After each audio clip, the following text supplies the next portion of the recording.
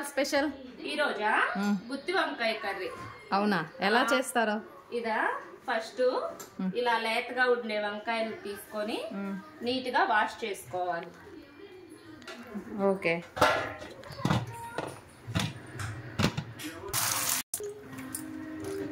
చేసుకొని వాటిని పక్కన పెట్టుకోవాలి. వీటిని పక్కన పెట్టుకుందాము. నెక్స్ట్ వచ్చేసి అందులోకి మసాలా ప్రిపేర్ చేసుకుందాం. ఇప్పుడు మనం ఇందులో మసాలాల కోసం ఫస్ట్ పల్లీలు వేసుకుందాం. ఓకే. ఈ పల్లీల్ని బాగా డ్రై రోస్ట్ చేసుకోవాలి.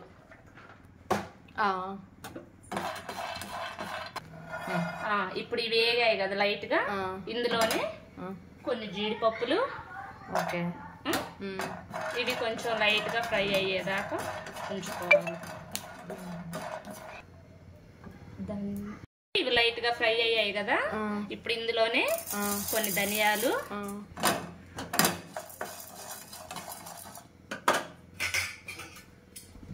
చెక్క మొగ్గ,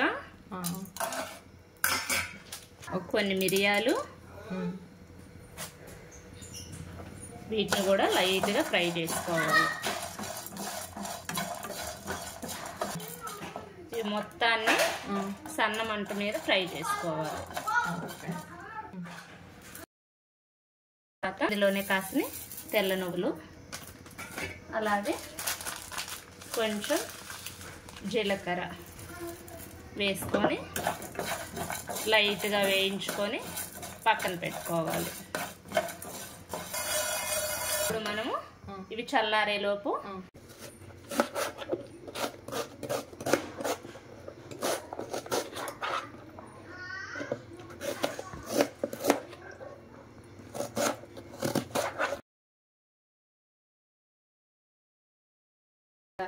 డ్రై రోస్ట్ చేసుకున్నాం కదా, వీటిల్లోకి కొన్ని వెల్లుల్లిపాయలు, కొంచెం అల్లం, అలాగే కొన్ని ఎండు కొబ్బరి పలుకులు మొత్తం మిక్సీ పట్టుకుందాం. ఓకేనా?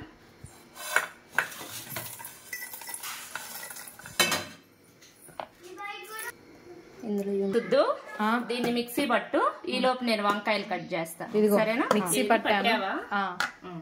వాసన ఎంత బాగుందో కదా. అవును. ఇందులోకి ఇప్పుడు టమాటాలు, ఉల్లిపాయలు కట్ చేసి పెట్టుకున్నాం కదా, అవి తీసుకున్నాం. ఎందుకంటే గ్రేవీ కోసం. ఓకే. ఇవి ఇప్పుడు ఇందులో మిక్స్ చేస్తే మనకు వాటర్ కూడా వేసే పని లేకుండా సరిపోద్ది. ఓకే. ఓకే. మిక్సీ పట్టుకొచ్చావా? ఇదిగో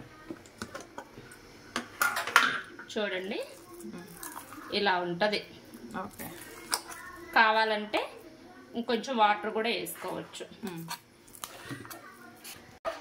ఇందులోనే కొంచెం పసుపు, అలాగే కొంచెం కల్లుప్పు, సౌచు, అలాగే కారము. ఎండుమిర్చి వేసుకునే వాళ్ళు ఎండుమిర్చి అయినా వేసుకోవచ్చు. ఇలా మొత్తం వేసుకొని ఇంకోసారి మిక్సీ పట్టుకుందాం. వంకాయలు కట్ చేసుకుందాం. ఓకే.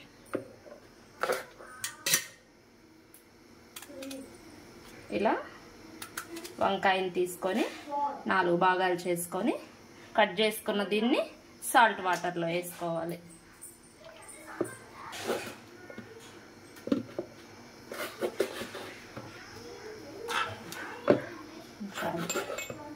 ఓకే. కట్ చేసేసారా?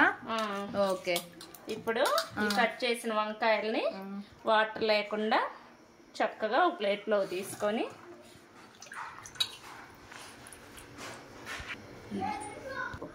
ఇప్పుడు వీటిలోకి మసాలా పెట్టుకోవాలి. మనం ముందుగా రెడీ చేసుకున్నాం కదా, ఈ మసాలాని ఇందులో పెట్టుకోవాలి.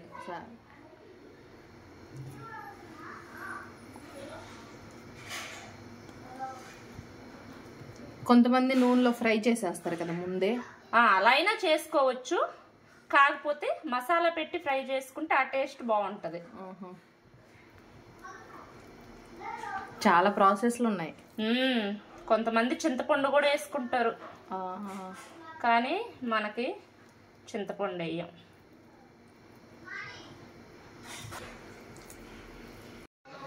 ఫైనల్గా వంకాయల్ని ఇలా మసాలాతోటి నింపుకోవాలి. ఓకే, వీటిని పక్కన పెట్టుకొని ఇప్పుడు బాండీలో సరిపడా నూనె పోసుకొని తాలింపు గింజలు వేసుకోవాలి. సరే, నూనె వేడయ్యాక ఆవాలు అంటున్నాయిగా, జీలకర్ర, కరివేపాకు.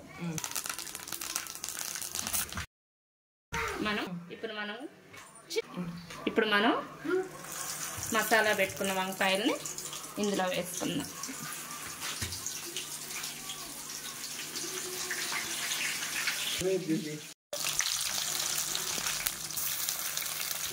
మొత్తం ఆయిల్లో వేసుకున్నాక మూత పెట్టుకొని మీడియంలో పెట్టుకోవాలి మంట.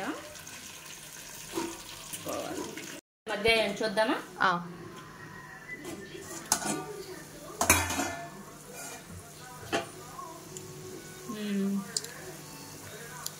ఇప్పుడు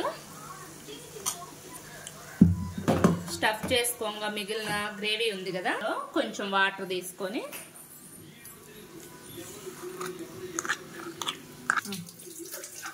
ఇలా కలుపుకొని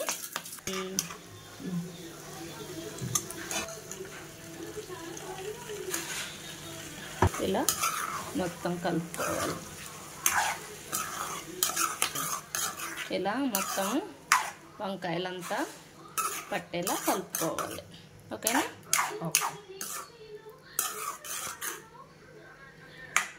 ఈ మసాలాని కాసేపు మగ్గించుకోండి. ఇదంతా మొత్తం ఆయిల్ అంతా పైకి వచ్చేలాగా మగ్గించుకోవాలి. అంతే, గుత్తి వంకాయ కర్రీ రెడీ. ఈ వీడియో మీకు నచ్చినట్లయితే please subscribe. Thank you for watching.